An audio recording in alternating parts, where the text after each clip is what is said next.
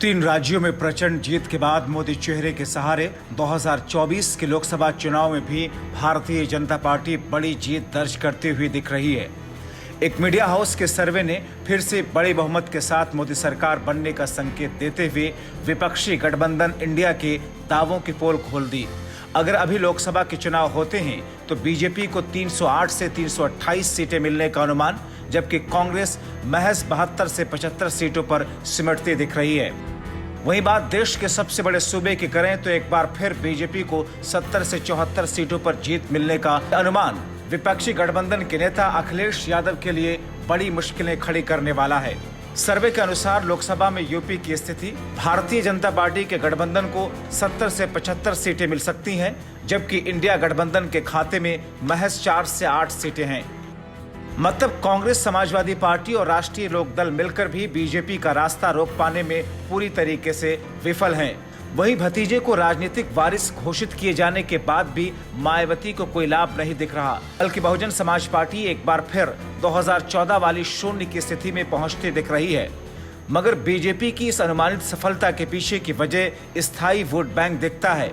2014 के लोकसभा चुनाव में नरेंद्र मोदी के वाराणसी सीट से चुनावी मैदान में उतरने के बाद ओबीसी वर्ग सीधे तौर पर पार्टी से जुड़ा। 2019 के लोकसभा चुनाव में भले ही पार्टी को करीब 9 सीटों का नुकसान हुआ, लेकिन 2014 के 71 सीटों के मुकाबले बीजेपी 62 सीटें जीतने में कामयाब हुई थी। 2017 में बीजेपी के पक्ष में वोट स्विंग।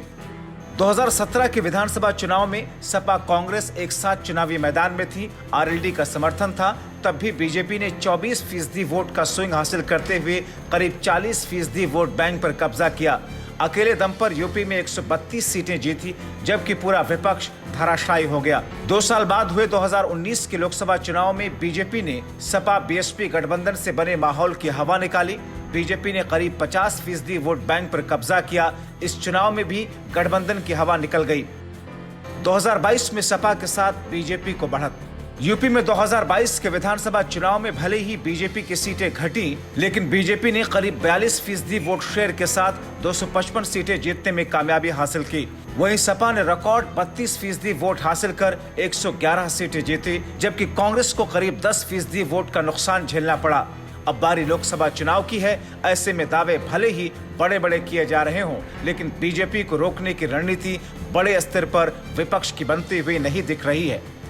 ब्यूरो रिपोर्ट, टीवी7 भारत।